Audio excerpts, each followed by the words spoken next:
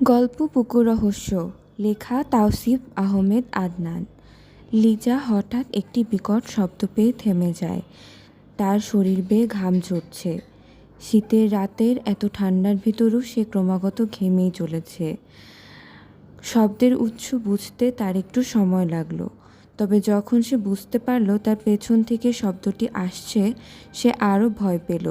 ইচ্ছে করছে এখনই চিল্লানো শুরু করতে, তবে তার মুখ দিয়ে শব্দ বের হচ্ছে না। সাহস নিয়ে সে জিজ্ঞেস করে, কে পেছনে? কে এরকম আওয়াজ করছে? প্রশ্ন করে কোনো জবাব না পেয়ে সে পিছনে ফিরতেই পরের দিন সকালে আকাশ ঘুম থেকে উঠে লিজাকে উঠাতে গেলে তাকে তার রুমে দেখতে পায় না। সে ভাবে হয়তো লিজা, রিমন আর হিয়া আশেপাশে ঘুরতে গিয়েছে সকাল সকাল। সেই ভেবে সে হাত মুখ ধুয়ে রহিম চাচাকে সকালে নাস্তা দিতে বলে। সে জিজ্ঞেস করে, চাচা, আমার নাস্তাটা তো দিয়ে দিন, ওরা তিনজন বাইরে থেকে এসে পড়ে নাস্তা খাবে। রহিম চাচা একটু অবাক হয়ে বলে, তিনজন কেন বাবু? আপনার তো দুই বন্ধুই না বাহিরে গেছে হাঁটতে, ওই যে রিমন ও হিয়া নামের দুইজন। কি, তাহলে লিজা গেল কোথায়? আপনি লিজাকে কোথাও দেখেছেন? না বাবু, তবে কালকে রাইতে 10টায় আপনারা ঘুমাতে যাওয়ার আগে ওই আপামনি আমাকে এই জমিদার বাড়ির সম্পর্কে জানতে চাইছিল। তাদের কথার মাঝে আগমন হয় রিমন আর হিয়ার। হিয়া বলে, আকাশ, তুই আর কোনোদিন সকাল সকাল ঘুম থেকে উঠতে পারলি না। এসব কথা বাদ দে, তোরা কি লিজাকে দেখছোস? সকাল থেকে ওকে খুঁজে পাচ্ছি না। প্রথমে ভেবেছিলাম তোদের সাথে হয়তো ঘুরতে বের হয়েছে, এখন শুনি তোরা দুজন একা গিয়েছিলি। রিমন ভীত গলায় বলে, আমি কিন্তু তোদের আগেই বলেছিলাম এইসব পুরনো জমিদার বাড়িতে ভূত থাকে, কেউ আমার কথা বিশ্বাস করস নাই। এরকম কিছুই না, হয়তো লিজা একা হাঁটতে গিয়েছে। চল আমরা তিনজন ওকে খুঁজে দেখে আশেপাশে। আকাশের কথায় রিমন ও হিয়া একমত হলো। তারা নাস্তা না করেই লিজাকে খুঁজতে বের হলো। আকাশ বাড়ির পিছনের জঙ্গলের দিকে গেল, রিমন বাড়ির সামনের রাস্তার দিকে গেল এবং হিয়া পুকুর পাড়ের দিকটায় গেল। কিছুক্ষণ পর হিয়ার চিৎকার শুনে রিমন, আকাশ ও রহিম চাচা পুকুর পাড়ের দিকে গেল।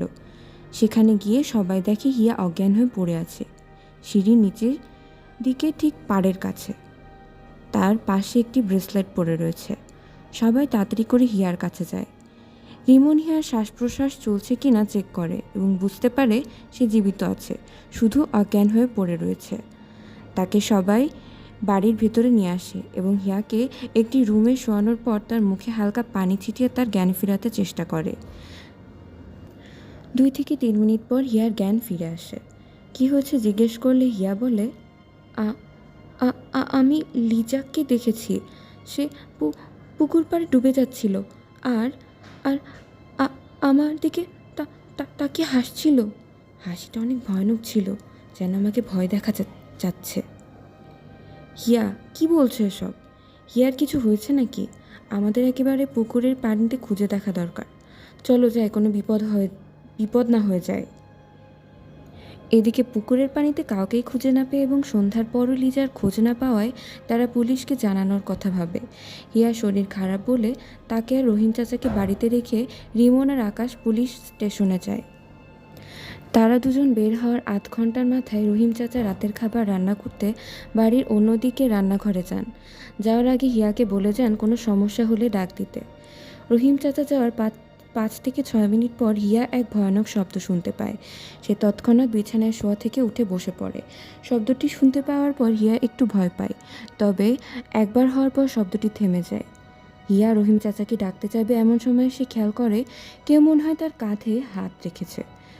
সে কাঁধের দিকে তাকাতেই একটি রক্তাক্ত হাত দেখতে পায় এবং চিৎকার দিয়ে চোখ বন্ধ করে বিছানা থেকে দরজার কাছে যায়। সে চোখ খুলে আশেপাশে না দেখেই দরজা খুলতে চেষ্টা করে, কিন্তু দরজা তো অনেক চেষ্টা করেও খুলতে ব্যর্থ হয় এবং হিয়ার মনে পড়ে সে তো রহিম চাচা যাওয়ার পর দরজা বন্ধই করেনি এবং রহিম চাচাও তো দরজা বন্ধ করেননি, তাহলে দরজা বন্ধ হলো কিভাবে? সে কথাটি ভাবতে ভাবতে এক পরিচিত গলার স্বর শুনতে পায় সে। পরিচিত স্বরটি বলছে, আরে হিয়া, ভয় পাস না, আমি তো তোর বান্ধবী লিজা। আমি তোকে নিতে এসেছি রে, তুই কি আমার সাথে যাবি না? আমি তোকে অনেক ভালো সুন্দর জায়গায় নিয়ে যাব। হিয়া পরিচিত স্বরটি শুনে কাঁদতে শুরু করে এবং কোনো চিন্তা না করে তার বান্ধবী বেঁচে আছে ভেবে দরজার কাছে যায়। দরজাটি খোলা দেখে বাইরে বের হতেই সে লিজাকে দেখতে পায়। লিজাকে দেখতে কেমন জানি অদ্ভুত লাগছিল, তবুও সে গিয়ে তাকে জড়িয়ে ধরে এবং কাঁদতে থাকে। হঠাৎ খেয়াল করে লিজার শরীর থেকে পচা একটি গন্ধ ভেসে আসছে। সে লিজাকে এই বিষয়ে জিজ্ঞেস করতে গেলে দেখে তার শরীর বেয়ে রক্ত পড়ছে। হিয়া চিৎকার দেওয়ার আগেই রহিম চাচা রান্না শেষ করে বাড়িতে গিয়ে হিয়াকে না দেখতে পেয়ে তাকে জোরে জোরে নাম ধরে ডাকতে থাকে। আশেপাশে খুঁজতে খুঁজতে পুকুর পাড়ের দিকে চোখ যেতেই তিনি বরফ হয়ে যান। তার হাত পা সহ সারা শরীর অবশ হয়ে আসে।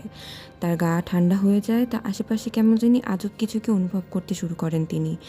তিনি দেখেন লিজার স্যাঁতসেঁতে শরীর বেয়ে পানি পড়ছে, তার পিছে রক্তাক্ত শরীর নিয়ে হাঁটছে হিয়া। তিনি দূর থেকেও সব কিছু স্পষ্ট দেখতে পাচ্ছিলেন। তার মনে পড়ে 40 বছর আগে সেই রাতের ঘটনা। সেই রাতে তিনি আজকের মতো তার মা ও আকাশের দাদিকে একই রকমভাবে পুকুর পাড়ের দিকে যেতে দেখেছিলেন। তিনি সে দৃশ্য দেখে বেশ ভয় পেয়েছিলেন, তবুও সাহস করে নিজের মা ও আকাশের দাদিকে ডাকতেন। তবে কেউ তার কথার কোনো উত্তর দেননি, বরং পুকুরের পানিতে হারিয়ে গিয়েছিলেন সারা জীবনের মতো। তিনি সেই দৃশ্য দেখে তাৎক্ষণিক অজ্ঞান হয়ে পড়েছিলেন। পরে তার চোখ খুললে তিনি নিজের ঘরের বিছানায় আবিষ্কার করেছিলেন। সবাই তার জ্ঞান ফিরে আসায় তাকে আগের দিনের রাতের কথা জিজ্ঞেস করে এবং তিনি সবাইকে সব কিছু খুলে বলেছিলেন। তবে কেউ সেদিন তার কথায় বিশ্বাস করে। 3 দিন ধরে তার মা ও আকাশের দাদিকে না পাওয়ার পর সবাই চিন্তিত হয়ে পড়েছিল এবং তারা নানাভাবে খোঁজখবর নেওয়ার পরও কোনো সংবাদ পাওয়া যায়নি। হঠাৎ 1 মাস পর এক অদ্ভুত লোক জমিদার বাড়িতে আসে এবং কিছু আজব কথা বলে। আপনারা এ বাড়ি ছেড়ে চলে যান, এ বাড়ি সুবিধার নয়। সে পুনরায় ফিরে এসেছে নিজের প্রতিশোধ নিতে। সেই বাড়ির কোনো মহিলাকে ছাড়বে না, সবাইকে নিয়ে যাবে নিজের সাথে। কেউ তাদের লাশগুলো পর্যন্ত খুঁজে পাবে না। জমিদার সাহেব, আকাশের দাদা, আপনার পূর্বপুরুষের কাজের জন্য পূর্বে আপনার বোন এবং 1 মাস আগে আপনার স্ত্রী ও তার সহকর্মীকে সেই অভিশপ্ত শক্তির জন্য এক ভয়ানক শাস্তি ভোগ করতে হচ্ছে। আমি একটাই কথা বলতে চাই, আপনারা আর কোনো দিন এই বাড়িতে ফিরে আসবেন না। লোকটি একটানা কাউকে কোনো কথা বলার সুযোগ না দিয়ে কথাগুলো বলে গিয়েছিল। আকাশের দাদা তাকে একটি প্রশ্ন করবে এমন সময় দেখে সেই লোকটি আর তার সামনে নেই। যেন কোনো এক অদৃশ্য শক্তি কিছু সময়ের জন্য নিয়ে এসেছিল তাদের সাবধান করতে। এরপর থেকে আকাশা আসা পর্যন্ত কেউ এ বাড়িতে আর আসেনি। রহিম চাচা এ বাড়িতে থাকেন না, তিনি পাশে এক বাড়িতে থাকেন ও জমিদার বাড়ির দেখাশোনা করেন। রহিম চাচা নতুন পুরনো সব কথা আকাশ ও তার বন্ধু রিমনকে জানান। তারা দুজনে এসব কথা কুসংস্কার বলে প্রথমে উড়িয়ে দেয় এবং পুনরায় লিজা ও হিয়াকে খুঁজতে বের। তখন প্রায় রাত 8টার মতো সময়। পুকুর পাড়ের দিকে লাইট না থাকায় সেখানে বেশ ভালোই অন্ধকার। তারা সেদিকে এগোতে থাকে এবং যত কাছে যেতে থাকে ততই একটি রহস্য মিশ্রিত আওয়াজ তাদের কানে আসতে থাকে। শেষে তারা দুজন যখন পুকুর পাড়ে এসে পৌঁছায় তখনই আওয়াজ হঠাৎ বন্ধ হয়ে যায়। আকাশ অনুভব করে কে যেন তার পা হাত দিয়ে ধরে রেখেছে। সে নিচের দিকে তাকাতেই দেখতে পায় এক রক্তাক্ত হাত, যে হাতে লিজার ব্রেসলেটটি পরা। রিমনও হাতটা দেখতে পায় এবং দুজনে চিৎকার দিয়ে ওঠে। তারা দ্রুত বাড়ির দিকে হাঁটতে থাকে, কিন্তু মনে হচ্ছিল যেন রাস্তা শেষই হচ্ছে না। হঠাৎ তারা দুজনের আওয়াজ শুনতে পায়। আওয়াজ দুটি তাদের বেশ পরিচিত, একটি লিজার ও অন্যটি হিয়ার। পরের দিন সকালে রেল লাইন সংলগ্ন রাস্তায় রিমন ও আকাশের লাশ পাওয়া যায়। রহিম চাচা তাদের মৃত্যুর খবর আকাশের বাবাকে জানান এবং ফোন রেখে এক রহস্যময় পাগলের মতো হাসিতে ফেটে পড়েন।